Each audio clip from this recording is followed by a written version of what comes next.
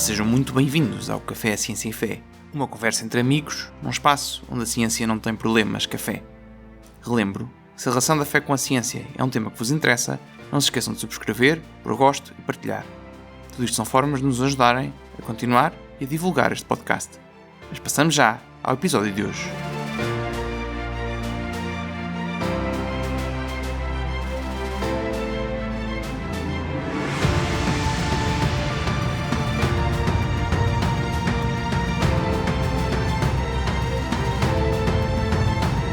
A seleção natural, o processo automático, cego e inconsciente que Darwin descobriu e que agora sabemos ser a explicação para a existência e aparente propósito de toda a vida, não tem qualquer propósito em mente. Não tem qualquer mente, nem qualquer visão mental. Não planeia o futuro. Não tem visão, não tem previdência, não tem vista de todo. Se pode dizer que desempenha o papel de um relojoeiro na natureza, é o de um relojoeiro cego. Darwin tornou possível ser-se um ateu intelectualmente realizado. Bom, olá Bernardo, aqui começamos com esta situação, não é, do famoso Richard Dawkins no seu livro O Relojoeiro Cego. Olá, Gonçalo, claro. Da Blind Watchmaker. Só podíamos começar com ele, não é? Só podíamos começar com ele para falar sobre este tema, não é? Não podia ser com mais ninguém. Sim, hoje estamos aqui a introduzir um tema que já queríamos introduzir há algum tempo, não é? Tanto eu como tu, este é um dos temas mais interessantes de se falar nesta interface entre a ciência e a religião, porque por ser um tema tão polémico, não é? Um problema. Sim, é isso que eu ia dizer, é um tema quente, não é? É interessante e é quente. Exato, é um tema que, tanto de um lado como do outro, gera dificuldades, gera incompreensões mútuas e gera aqui uma série de conflitos que afastam muita gente ou da ciência ou da fé, não é? Exatamente. Portanto, uma das coisas que nós achámos que era engraçado quando estávamos a preparar este episódio foi que há quem use a ciência, em particular deste domínio, para atacar o cristianismo, e há quem use o cristianismo para atacar a ciência, tanto uma coisa como uma outra são perfeitos disparates, não é?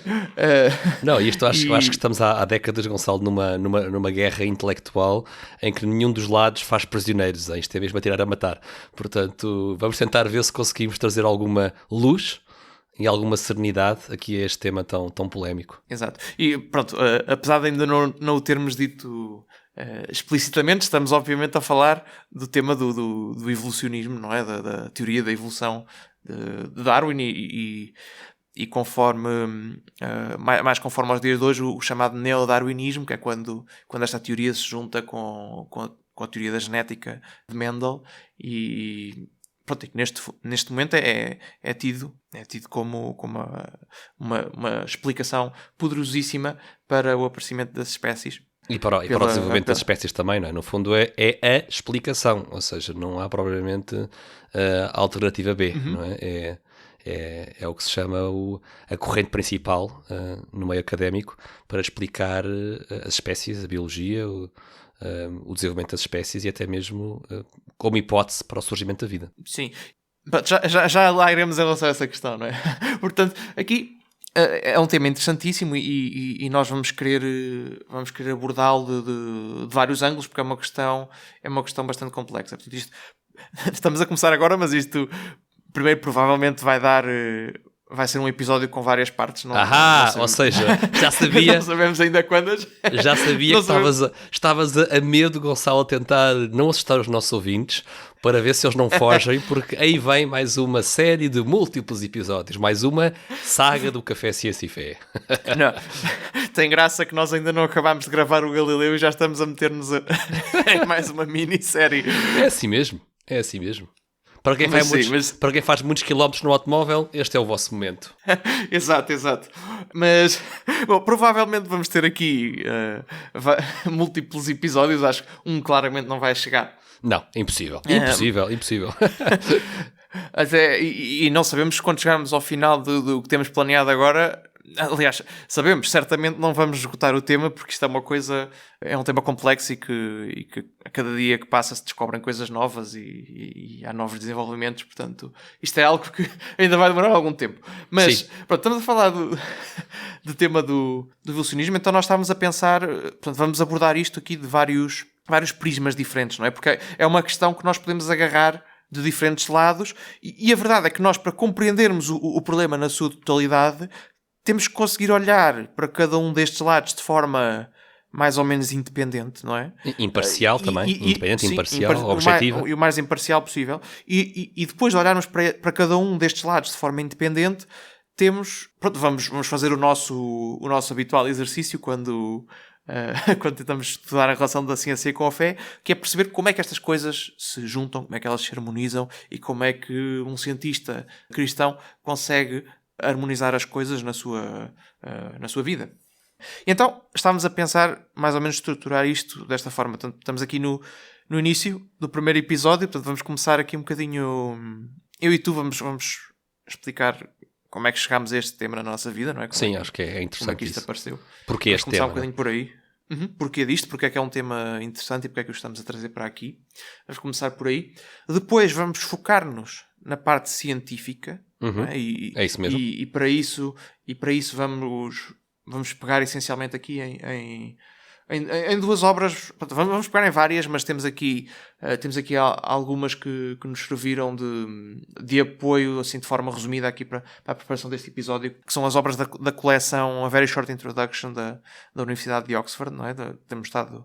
São um bom recurso para pegar em temas novos de forma rigorosa. Vamos pegar por aí. Sim, já agora, para quem não conhece, esta série trata dezenas e dezenas de temas. A Very Short Introduction, e não costuma ultrapassar mais do que 100, 200 páginas. São mesmo livros muito pequeninos, escritos por académicos que lideram as respectivas áreas, não é? Por especialistas nas respectivas áreas, e para nós foram super úteis. Não é? E nós, em concreto, utilizámos Evolution, dessa série, utilizámos também Human Evolution, que é um outro volume, e utilizámos ainda um outro Very Short Introduction chamado Genomics, sobre genética. No fundo, são 3 livros que nos ajudam aqui a começar com um primeiro resumo científico, não é? Biologia, genética, evolução, registro fóssil e assim por diante.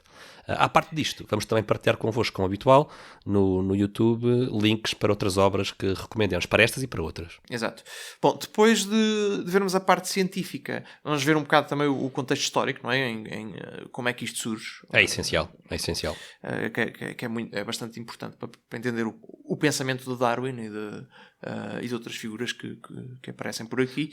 E também a vida dele, não é, Gonçalo? Vamos também fazer uma biografia do Darwin, vamos ver em que família ele nasce, os seus antecedentes, os antepassados, as ideias que circulavam no ambiente no qual se movia o Darwin, a universidade em que ele se movia, os clubes intelectuais e de debate nos quais ele se movia. Vamos olhar um pouco para isso tudo. Exato. E depois disso, finalmente, vamos olhar para a doutrina da Igreja, vamos olhar para aquilo que é a fé dos cristãos, não é? E vamos ver o que é que a doutrina da Igreja de facto diz sobre este assunto, o que é que nós temos que acreditar enquanto cristãos, o que é que as várias pessoas que pensaram sobre isto disseram ao longo dos séculos, não é? E pronto, vamos focar-nos nessa parte mais no final desta minissérie ou grande série, vamos ver de que tamanho é que ela sai. Sim, e também fica também no ar esse suspense que, quando tu dizes o que é que nós cristãos temos que acreditar, fica no ar o suspense de saber se esse temos que acreditar é um fardo, se é um problema ou se é uma benção. Talvez se recordem, quem não ouviu o episódio do argumento cosmológico, em que falamos no argumento do começo do universo a partir da ciência do Big Bang. Nesse caso, o que a Igreja pede aos cristãos para acreditar é uma benção, que é que o universo começou a existir, não é? Vamos ver se o mesmo acontece aqui ou se temos aqui um sarilho, não é? Um problema terrível em conciliar a fé católica com a ciência evolucionista. Bernardo, mas estás a falar nesse episódio assim, as pessoas se calhar vão já ver isso e depois sabem logo parte da resposta, não é? Porque há aqui pelo menos uma parte da resposta que é comum aos dois temas. É verdade. É um bocadinho... não, mas não estraga a surpresa completamente. Mas eu acho que... Não estraga completamente, exato. Mas se quiserem saltar etapas, podem ir ver esse episódio e lá terão parte. Lá está parte da resposta. Só parte. E muito bem, e esta é a estrutura, não é, Gonçalo? Temos ciência primeiro, depois um pouco de história e depois terminamos com a parte da doutrina católica. Lá pelo meio vamos polvilhar alguns temas de filosofia, alguns problemas filosóficos. Não esquecer que a filosofia é aquela linguagem racional que nos permite ligar temas de teologia a temas de ciência. A filosofia é a linguagem mediadora e por isso a filosofia não podia estar ausente deste episódio, como também não está ausente em geral dos nossos episódios aqui no Café Ciência e Fé. Exato.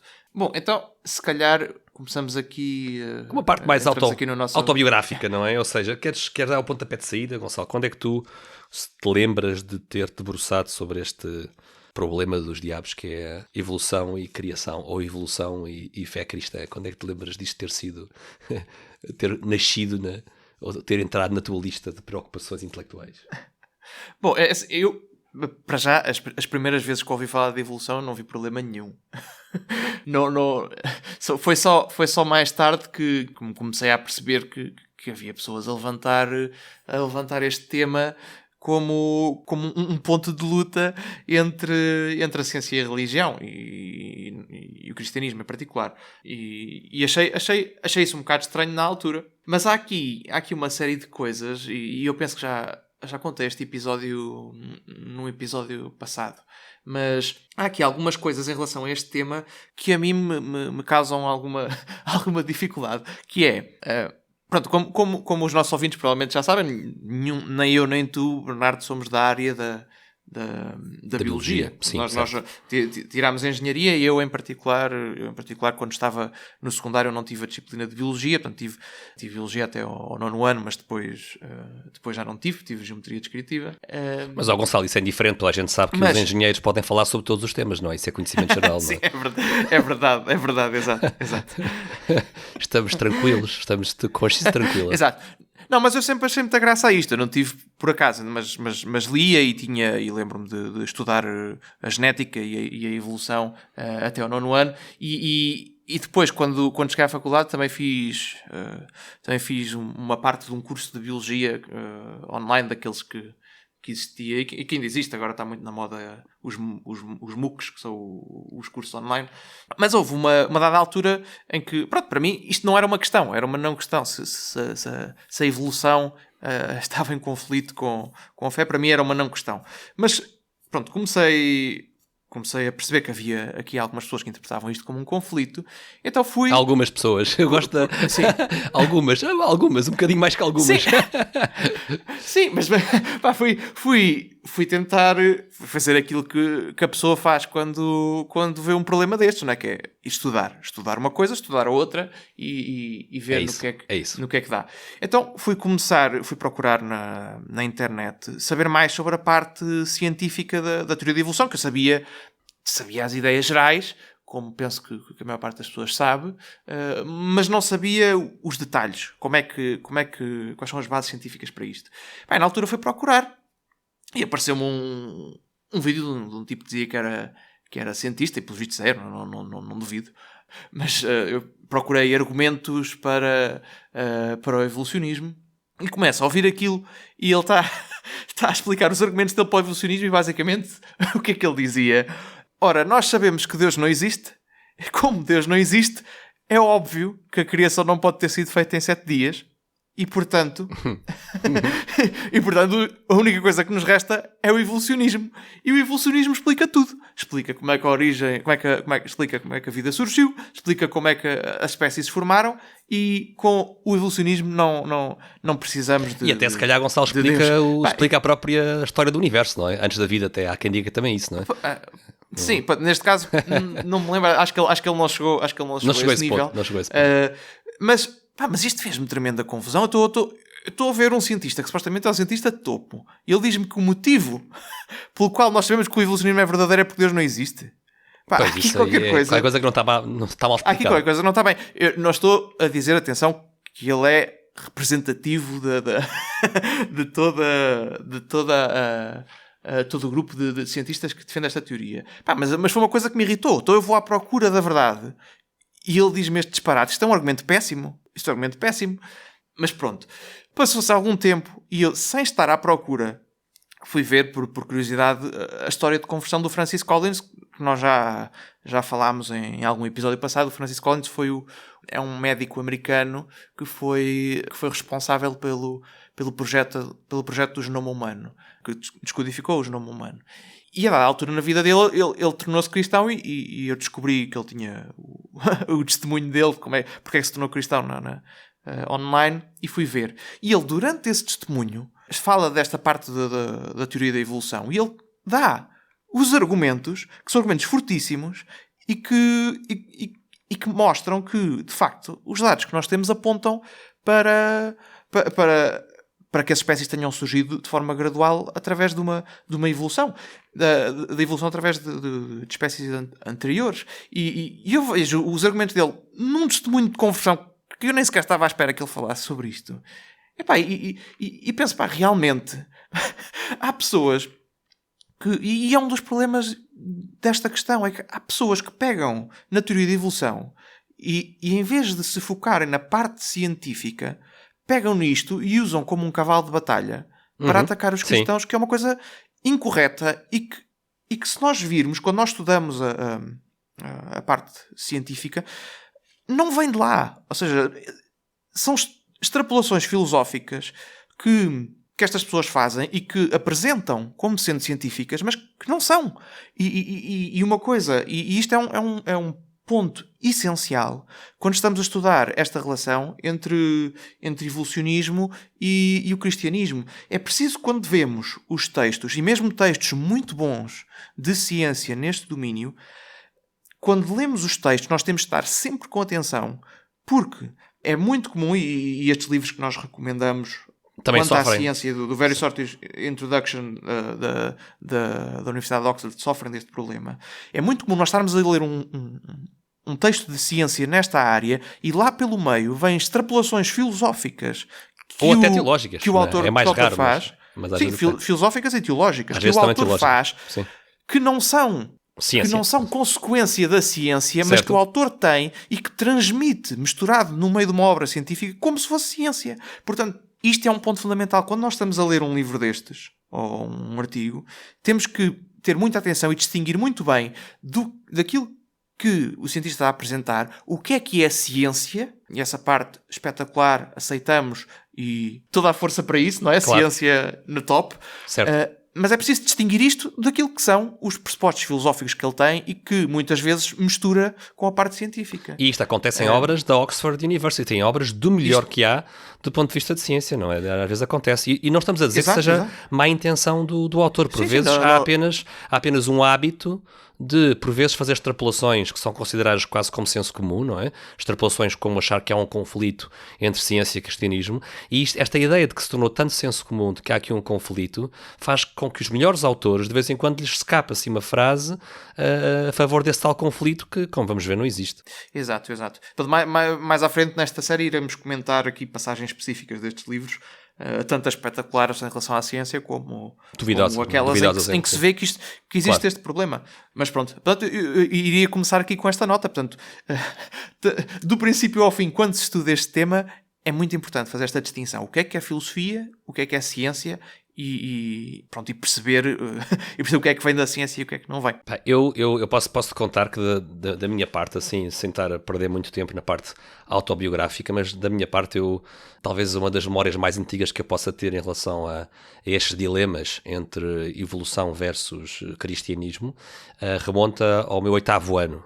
Eu sempre fui um aluno do ensino público, porque estava no 8º ano numa escola secundária aqui em Lisboa. Não vou entrar em detalhes porque também não quero colocar o nome de ninguém em xeque, mas tive um professor de ciências naturais, já não me recordo bem como é que na altura se chamava a disciplina, no 8º ano, e estávamos a falar sobre a origem do ser humano, sobre os primatas, a história dos primatas, sobre as várias espécies, Homo erectus, o Homo sapiens e assim por diante. E o professor era um professor ateu, que eu digo que ele era ateu porque ele não fazia questão nenhuma de o esconder, pelo contrário, ele afirmava várias vezes que era ateu. E como naquela turma não havia muita gente com prática cristã. Eu era um dos poucos que vinha de uma família cristã. Rapidamente o professor identificou-nos, não é? Fez algumas perguntas, uns pessoas puseram o dedo no ar, eu pus o dedo no ar, fiquei logo rapidamente, não é? Rotulado no grupo dos cristãos. Foste logo marcado. Fiquei logo marcado. Por acaso eu acho que não posso dizer que tenha afetado a minha nota, não posso dizer isso. Mas eu fiquei um bocado perturbado e nunca mais me esqueci disso. Foi um trauma, se quisermos, podemos dizer que foi um trauma, agora está muito na moda dizer destas coisas, mas nunca mais me esqueci. Quando foi uma experiência de vida. Foi uma experiência de vida, exatamente, em vez do trauma. Que foi este professor dizer que, devido aos factos evolucionistas sobre o surgimento da espécie humana, que o cristianismo era naturalmente, dizia ele, uma ficção, uma mitologia. Até o próprio Jesus. Mas, no fundo, eu fiquei muitíssimo perturbado, porque logo ali no 8º ano levei de choque, sem ter qualquer hipótese, obviamente, no 8º ano, de responder a este professor, né? Fiquei mudo e calado e quieto, sem saber o que é que havia de articular, porque logo ali disseram-me que aquilo que os meus pais me diziam em casa e a minha prática de ir à missa com a minha família e de receber a educação cristã em minha casa, tudo aquilo era superstição e não tinha qualquer hipótese de ser compatível com aquilo que as ciências diziam, não é? Que a biologia dizia. Portanto, isso ficou-me ali um bocado a marinar, não é? E eu posso dizer que o meu interesse por estes temas da relação entre a ciência e o cristianismo, se calhar nasceram, posso não estar totalmente certo, que a memória é fraca, mas se calhar nasceram desse trauma no 8º ano. Desse trauma no 8º ano. Olha, então acabou por correr bem, não é? Sim, eu acho que sim. Como se costuma dizer, não é? Há males que vêm por bem, ou até ainda um ditado popular que eu gosto muito, que nós temos aqui em Portugal, que é Deus escreve direito por linhas tortas. É um ditado muito interessante e muito sábio. Exato. E muito sábio. Exato. Mas, pronto, de facto, é assim, nós não dizemos que seja por má intenção, mas de facto é um preconceito que muitas vezes se tem nesta área e que, como aquilo, pronto, spoiler alert, não é? Como nós esperamos que se perceba no final desta série, colocar os dois lados em oposição é algo que não faz sentido nenhum, não é? Exatamente. E chega de usar a ciência como arsenal de guerra para atacar o cristianismo e chega de usar o cristianismo como arsenal de guerra para atacar a ciência, não é? E eu também posso também te dizer, Gonçalo, que tu sabes que é verdade, até porque conheces algumas dessas pessoas, que às vezes eu sinto-me um bocado entre a espada e a parede, porque eu tenho amigos meus que não têm fé e que me chamam criacionista, já vamos lá à frente falar sobre estas palavras, não é? Chamam de forma depreciativa criacionista, não é? O Bernardo é um desses criacionistas e assumem imediatamente que eu nego a ciência evolutiva.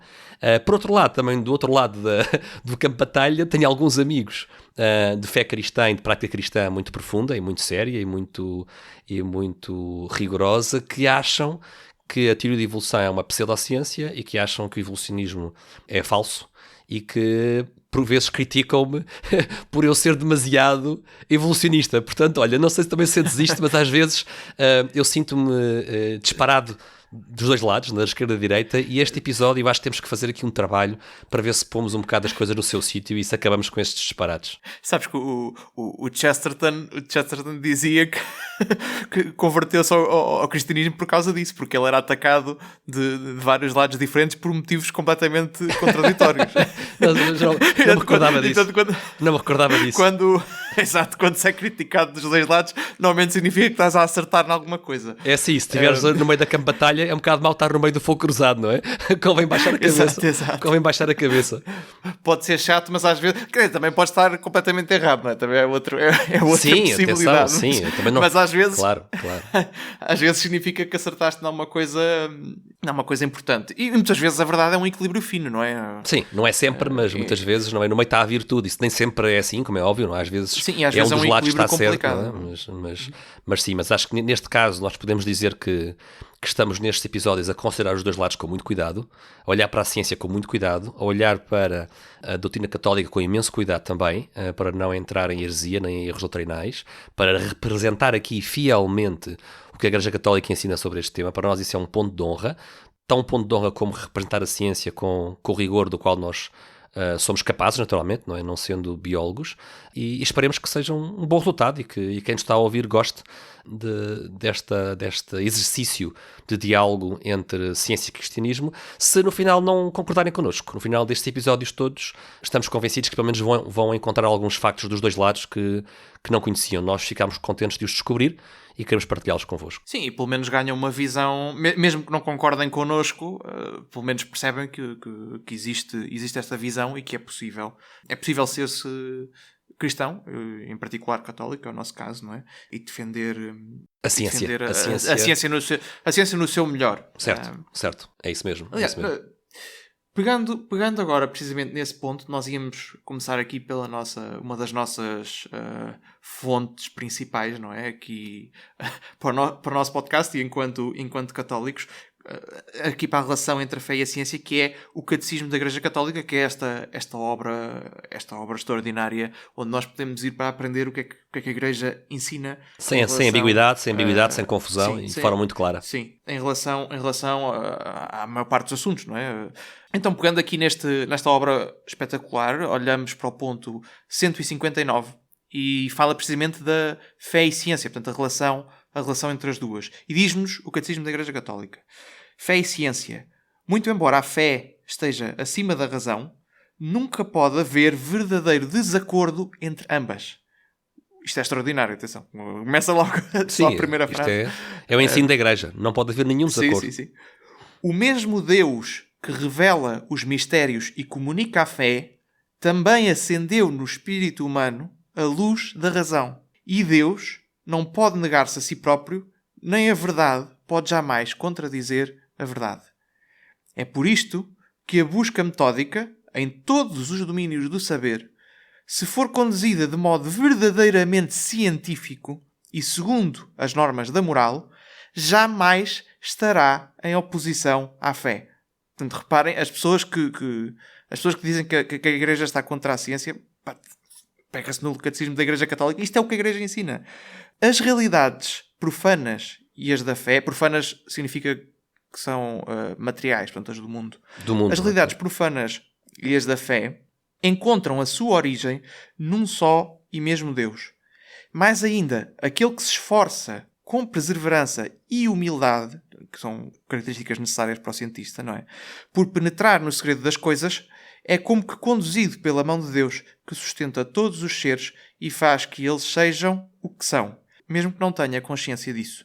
Portanto, aqui com este ponto inicial, não é? Colocamos já aqui o tom da nossa conversa. Portanto, tanto a ciência como a fé vêm de Deus e não pode, nas coisas que são verdadeiras não pode haver contradição. Portanto, a ciência, quando é feita no seu melhor, nunca vai estar em contradição com a fé e vice-versa. E no fundo, como nós já falámos em vários episódios anteriores, o trabalho do cientista cristão é ler o livro da criação. A criação vem de Deus, Deus criou o mundo, Deus mantém o mundo em existência.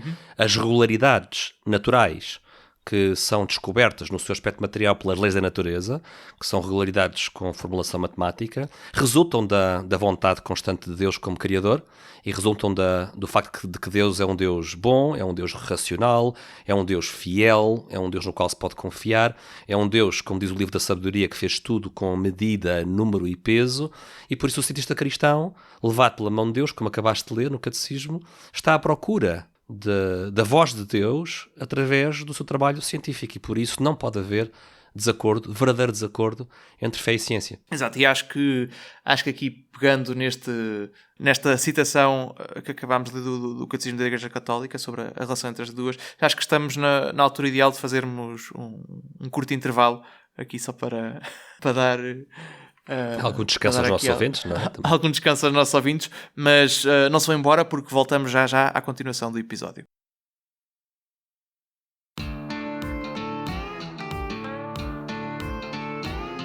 Estás farto de podcasts chatos e que te adormecem? Então prepara-te, porque estamos a preparar a melhor mistura de ciência e fé. Subscreve agora e deixa para trás os teus problemas de café. E não se esqueçam de pôr gosto e partilhar.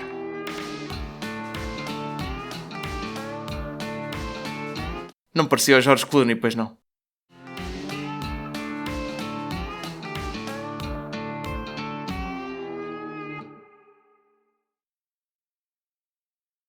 A rede da ciência cobre o universo empírico, do que são feitas as coisas, os factos, E porque funcionam assim as teorias. A rede da religião estende-se a questões de significado e de valor moral. Estes dois magistérios não se sobrepõem nem abrangem toda a investigação. Para citar o clichê mais típico, nós os cientistas estudamos como vão os céus. E eles, os religiosos, terminam como ir para o céu. Esta resolução pode permanecer pura e limpa se os magistérios não sobrepostos da ciência e da religião forem separados por uma extensa terra de ninguém. Concordas com isto, Gonçalo? Estamos a citar Stephen Jay Gould na sua defesa dos magistérios não sobrepostos, ou non-overlapping magisteria. Concordas com o Stephen Jay Gould? Bom, é assim, ele tem aqui coisas que são interessantes. Por exemplo, quando diz que os cientistas estudam como vão os céus e que, e que os religiosos terminam como ir para o céu. Esta parte, de facto, é interessante. Mas, é até uma citação do famoso Cardeal Baroni. Isto é uma frase do Cardeal Baroni, não é? Conhecida. Mas ele parece-me estar aqui um bocadinho com uma perspectiva que acho que acaba por não se aplicar, não é? Ele está no fundo, a querer um bocadinho aquilo que se chama wishful thinking, não é? O pensamento de é um cenário muito limpinho, não é? Em português é estranho, não é? É um cenário muito limpinho, que as coisas que nós investigamos do ponto de vista científico nunca se cruzam com aquelas que nós investigamos do lado da fé. E havendo esta terra de ninguém no meio, não há conflito nenhum possível, porque as coisas não se chegam sequer a tocar. Bom, isto como nós já vimos, não é? E acho que é o propósito deste episódio. Estes pontos de contacto existem, não é? São vários. Portanto, e existem aqui pelo menos dois. Um que nós já falámos no episódio passado relativo ao início do universo, não é? A questão do Big Bang, que faz parte da nossa fé que Deus cria a realidade a partir do nada, não é? A realidade material. E portanto, aí temos um ponto de contacto em que pode existir algum atrito, não é? E ambos os lados têm algo muito forte a dizer, não é? Em relação ao surgimento do universo, quer os cientistas, quer os cristãos. Têm algo de muito forte a dizer e nenhum dos lados está disposto a suavizar aquilo que está a dizer, não é? Exato. E se bem... Bem, não vamos falar disso agora, porque não já não saímos daqui. Mais detalhes, já temos alguns episódios sobre isso. E temos o outro ponto, que é a questão do surgimento do ser humano, que é precisamente o tópico deste episódio. Portanto, existem claramente aqui alguns... a separação entre aquilo que estudam os cientistas exato, estes magistérios não são completamente independentes. Claramente não há uma terra de ninguém aqui no meio. Exatamente. Sim, isto parece mais aquelas cidades grandes em que não se percebe bem onde é que acaba uma freguesia e começa a outra, não é? E nós podemos ter todo o cuidado metodológico, não é? Podemos ter todo o cuidado, como há bocado tu dizias, Gonçalo, no começo do episódio, ao lermos um livro, temos todo o cuidado de perceber, esta parte é ciência, esta parte é filosofia, esta parte é teologia. Temos de ter esse cuidado, mas a realidade não é limpinha, não é? E há temas, como acabaste de referir, não é? Em que quer os cristãos, quer os cientistas têm coisas a dizer e é preciso perceber se há real conflito, se há real contradição ou se há hipótese de harmonizar as duas descrições da realidade, não é? Porque ambos os lados não estão a defender uma coisa subjetiva, não é, Gonçalo? Ambos os lados estão a afirmar algo que acreditam ser a realidade objetiva, como as coisas realmente são. Não é? É importantíssimo distinguir qual é o método que estamos a utilizar, mas depois temos esta coisa que é a filosofia, não é? Que nos vai ajudar depois a juntar tudo, não é? Porque, de facto, um método pode dizer-me uma determinada coisa, outro método diz-me outra coisa, e eu tenho que conseguir perceber como é que junto isto tudo, e isso faz precisamente através da filosofia, não é? Sim. Mas é preciso ter esta distinção, e é preciso saber quando é que uma pessoa está a falar com base no método científico e quando é que a pessoa está a falar com base nas extrapolações filosóficas que podem pegar nos dados científicos, mas que são filosóficas. Sim. Que é preciso distinguir quando é que se está a usar uma e quando é que se está a usar outra. Que é algo que nós não vemos sempre. E para pregarmos aqui um prego no caixão do non-overlapping magisteria do Stephen Jay Gould, para acabarmos com esta ideia de que estes dois lados não se tocam, não é? Lembrei-me agora, Gonçalo, daquela célebre parte da biografia do São Tomás de Aquino, uma biografia que nós recomendamos vivamente, escrita pelo G.K. Chesterton, uma biografia muito acessível de São Tomás de Aquino. Já falámos hoje dele, mas... E o Chesterton, quando está a contar o encontro entre São Tomás de Aquino e o seu adversário na Universidade de Paris, o seu adversário chamava-se Sigério de Brabante, e que era uma espécie de um Stephen Jay Gould medieval. E o Sigério de Brabante, pelo menos nesta parte do non-overlapping magisteria, porque foi o único momento, não sei se terá sido o único, mas foi o único momento em que São Tomás perdeu a cabeça. Exatamente, o Chesterton tem piada porque ele diz foi a única parte que nós sabemos que ele se chateou, que ele deu um murro na mesa, ou deu um grito, já não me recordo, ou se jangou a sério. É isso mesmo que ele diz lá. É muito engraçado. Foi a única vez que esse santo perdeu a calma. E ele perdeu a calma porque o Sigério de Brabante, neste auge da discussão entre as novidades aristotélicas que tinham vindo ao de cima poucos anos antes, não é? As traduções de obras aristotélicas. O Sigério de Brabante dizia, mas, por exemplo, se Aristóteles defende que o universo é eterno e se a Bíblia defende que o universo começou, estas áreas não se tocam e nós podemos, como filósofos naturais, defender Aristóteles. O universo é eterno. E como cristãos, podemos defender que o universo começou. E São Tomás de Aquino perdeu a paciência. Partiu a loiça, como costuma dizer. Não, é que isto é algo que vai contra tudo, não é? Repara, ele não tem problema em manter a sua calma completa quando está a falar com pessoas que têm opiniões erradas acerca das coisas. Claro. Mas esta afirmação de que pode haver contradição na verdade, portanto uma coisa pode ser contrária à outra, não é? Sim. E duas coisas logicamente incompatíveis podem ser verdadeiras. Epá, isto ataca a raiz daquilo que é a nossa veneno, forma é fatal. de chegar a conhecer a realidade. É completamente fatal. E por isso é que ele perdeu a cabeça, porque é algo é um insulto intelectual, não é? É ofensivo. Sim. É ofensivo pensar que uma verdade em cristianismo pode ser oposta a uma verdade em ciência e vice-versa, não é? Isso é inaceitável e aliás, até me estava aqui a reparar, Gonçalo, que isto não é só no exemplo da criação do universo ou do surgimento do ser humano, é nos milagres também, não é? É uma área em que os milagres podem ser analisados de uma perspectiva científica, filosófica e também teológica. Aliás, se formos ver bem, todos os episódios do Café Ciência e Fé todos os episódios do Café Ciência e Fé violam o nome do Stephen Jay Gould. E esta. Todos eles, praticamente. Não, porque é fundamental. E eu penso que já contei esta história. Não, assim, nós somos seres humanos, somos limitados, é normal que seja difícil para nós chegar à verdade completa e quando fazemos esse exercício podemos enganar-nos, é verdade. Mas agora, uma coisa é nós termos dificuldade em ter a certeza de qual é a verdade, outra coisa é o suicídio. É o suicídio. É este suicídio intelectual de dizer que a verdade pode ser contraditória, não é? E eu lembro de uma vez quando estava num debate de ciência e fé no técnico que foi organizado aqui há uns anos.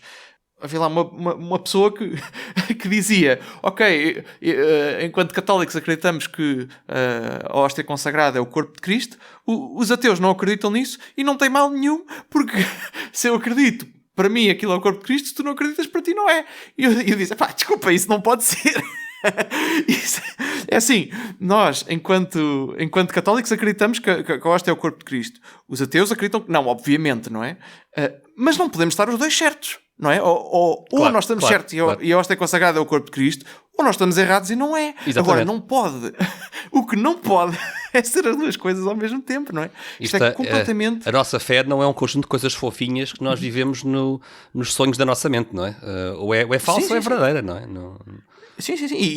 E admitindo que esta, por exemplo, é uma das coisas que é difícil acreditar e nós precisamos de um salto bastante grande para lá chegar, não é? Mas o que não pode, o que não podemos dizer é que para um é uma coisa e para outra é... Sim, no fundo isso é negar o diálogo, não é? É negar uma análise séria destas realidades. Exato.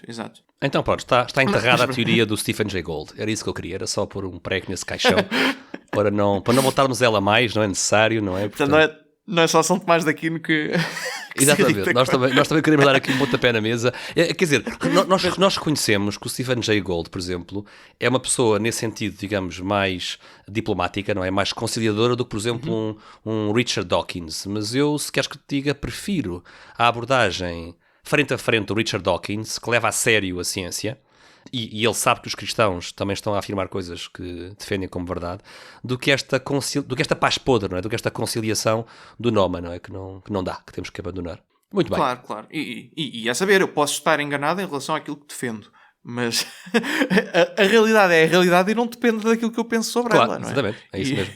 E o facto de pessoas diferentes pensarem coisas diferentes não significa que todas elas sejam verdade. Muito bem, então, e nós nestes episódios, Gonçalo, vamos aqui também tratar algumas ideias que eu acho que vão surpreender quem nos está a ouvir, e nós neste episódio de introdução não vamos estar a explicar tudo, como é óbvio, isto é só uma introdução, mas gostávamos de partilhar convosco alguns factos que nos criaram perplexidade. Queres dar-nos alguns exemplos de coisas que nós descobrimos na preparação deste tema? Sim, então, quer dizer, algumas delas já sabíamos antes, não foi só na preparação. É verdade. Uma boa parte delas também. Sim, mas realmente, não caias na tentação de explicar, ou seja, deixa só no ar. Deixa só no ar aqui os factos. Exato. Uhum. Por exemplo, ao pensarmos sobre este tema, é muito estranho. Se existe de facto este confronto entre a fé e a ciência, como é que o livro da origem das espécies do Charles Darwin nunca esteve no Index? Portanto, o Index, já agora para quem não sabe, não é? Nós já falámos dele nos episódios do Galileu, mas o Index era a lista de livros que a Igreja considerava incompatíveis. Aliás, a Igreja, através da congregação do Index, que era responsável por isso, considerava que tinha problemas doutrinais e que não estavam aprovados pela autoridade eclesiástica. Sim. Não estavam aprovados. Exato. No fundo, chamam-se os livros proibidos, apesar de serem lidos. Apesar de serem lidos, não é? E serem lidos, e as pessoas podiam tê-los, não é? Mas eram chamados os livros proibidos. Muito bem, então tu estás a dizer que não está nenhum livro do Darwin no Index. Não está e nunca esteve. Sim, o que significa que a congregação do Index não via problemas nesta obra. Sim, ou então analisou a questão, não é? Analisou a questão e chegou à conclusão que não havia razão para o fazer. Sim, aliás, penso que se formos levar esta questão da guerra entre a ciência e a fé, se acreditarmos piamente nisso, não é? Provavelmente, mais facilmente ia parar a obra do Darwin ao Index do que do Galileu, não é? Sim, exatamente, se pensarmos nisso, não é? É um tema muito mais central para a doutrina católica do que o movimento dos astros, não é? Exatamente. Muito mais rapidamente ia. Então, e do Galileu vai e do Darwin exatamente. Não? Porquê? Sim, interessante esse. Enigmático. Também mostra que há alguma coisa mal contada em relação ao Galileu, mas para isso temos os outros episódios. Outra questão. Como é que explicar que existam cientistas evolucionistas, portanto, que defendem a teoria da evolução, na Academia Pontifícia das Ciências? Portanto, quem não sabe, existe uma coisa que é a Academia Pontifícia das Ciências, que são, no fundo, os conselheiros científicos do Papa, e que têm cientistas de topo de todo o mundo, vários prémios Nobel, sendo cristãos, área, ateus e de outras religiões. E os biólogos são evolucionistas, não é? Os biólogos que lá estão são evolucionistas. Exato. E aqui entra-se por convite, naturalmente, e o Papa é quem convoca as reuniões para esta Academia Pontifícia das Ciências, e por isso estão lá cientistas evolucionistas. Muito bem. Próximo facto enigmático. Como explicar, já falámos dele. Já falámos dele, que o cientista que liderou o projeto do genoma humano, Francis Collins, se tenha convertido ao cristianismo, e não só se converteu, como é bastante público sobre isso. Portanto, se procurarem o nome dele, Francis Collins, facilmente encontrarão vídeos dele a expor a sua fé e a falar sobre isso. E como é que se explica isto, não é? Uma pessoa que sabe melhor do que não digo do que ninguém, porque pode haver alguém que sabe mais que ele, não é? Mas melhor do que certamente a maior parte das pessoas sabe do que está a falar em matéria científica, não é? Sim, e ele liderou este projeto durante toda a sua existência. Este foi um projeto que durou, não sei se foram 20 anos, eu não me recordo agora das datas, acho que ele começou nos anos 90, não é? E foi até 2013 ou algo assim, portanto... Sim, as datas teríamos que temos que procurar. verificar. Como é que se explica que há alguns padres da Igreja, portanto, já falámos deles várias vezes, portanto, estes cristãos importantes, bispos e teólogos, e outros, teólogos dos primeiros séculos, como é que se explica que alguns deles defendiam que a interpretação dos dias da criação do Gênesis, portanto, aquela ideia da criação em dos 7 6 dias, não é? Sim, 6 mais 1 de descanso. Sim, 6 dias, exato, 6 mais 1. Como é que se explica que alguns deles a interpretariam de forma metafórica? E como iremos ver mais à frente, de forma... não vou já fazer spoiler. Mas o que estás a dizer, Gonçalo, é que alguns padres da Igreja não acharam que esses 6 dias da criação mais um dia de descanso que eram literais. Que eram 6 dias e 24 horas. Sim. É isso que estás a dizer. Sim, e repara que são as pessoas em que nós nos vamos basear, e a Igreja se baseia, e os tem como uma grande autoridade, no que toca à interpretação das Escrituras, porque são estes cristãos dos primeiros tempos que estavam mais próximos da fonte e que, portanto, vão dar uma ajuda enorme na interpretação da Bíblia, não é? Muito bem. Portanto, são estas pessoas e alguns deles defendiam estes dias da criação de forma metafórica. E eu já agora ponho aqui um parênteses, Gonçalo, que é, nós também já falámos nisso no episódio do Galileu, mas para recordar, o Concílio de Trento, na sua 4ª sessão, ensina que o católico não pode discordar de um ponto doutrinal em que haja unanimidade nos padres da Igreja. Portanto, se os padres da Igreja estiverem de acordo, todos eles, em relação a um ponto de doutrina, nós hoje em dia não podemos estar. Ponto de doutrina, ou de moral. Sim, e aqui, como tu acabaste de dizer, não há unanimidade. Há padres que interpretaram o Gênesis como 6 dias de 24 horas e há outros que não. É o que estás a dizer. Portanto, aí não há unanimidade, não é? O que é interessante, porque mostra que existe aqui uma flexibilidade. Claro, há uma flexibilidade interpretativa da parte do católico. Portanto, temos ainda outra questão. Como é que explicamos que o pai da genética foi um monge austríaco, não é? O Gregor Mendel. Como é que podemos explicar isso, não é? Portanto, é alguém que estava a estudar... Estava a estudar botânica, a produção das ervilhas. Botânica, usando ervilhas, não é? Exatamente. Isto passou-se no século XIX. No século XIX. Era um frade agostiniano.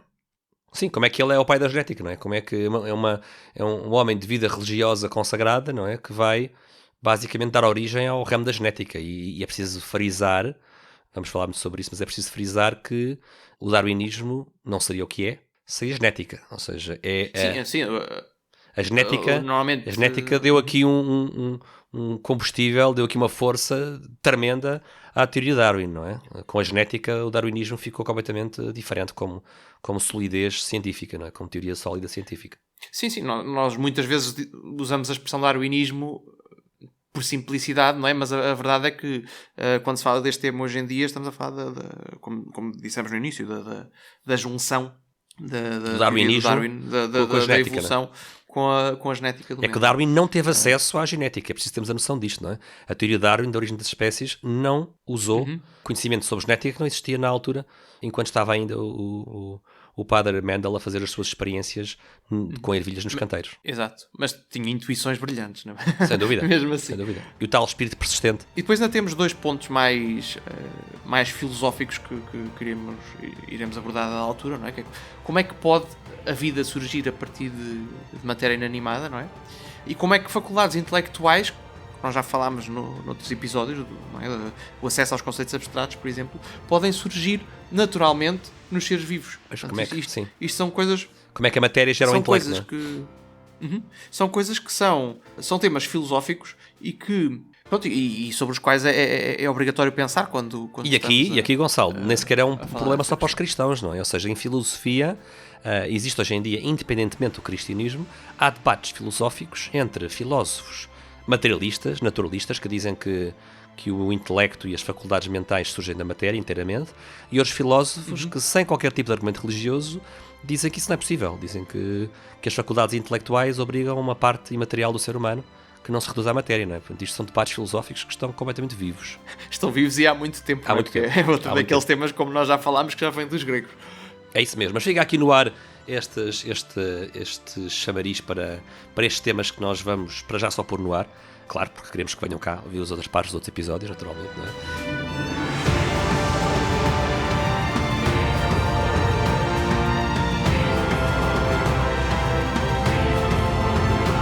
Mais um episódio do Café Ciência e Fé. Desta vez começámos o tema Criação e Evolução. Esperemos que tenham gostado desta primeira parte. Este foi o início de uma série de episódios acerca deste tema. Se não quiserem perder nenhuma dessas atualizações e se a relação da ciência com a fé é um tema que vos interessa, então não se esqueçam de subscrever, pôr gosto e partilhar. Tudo isto são formas de nos ajudarem a continuar e a divulgar este podcast. O Café Ciência e Fé volta em breve com novos temas, sempre a mostrar a harmonia entre a fé e a razão. Esperemos que tenham gostado. Fiquem bem.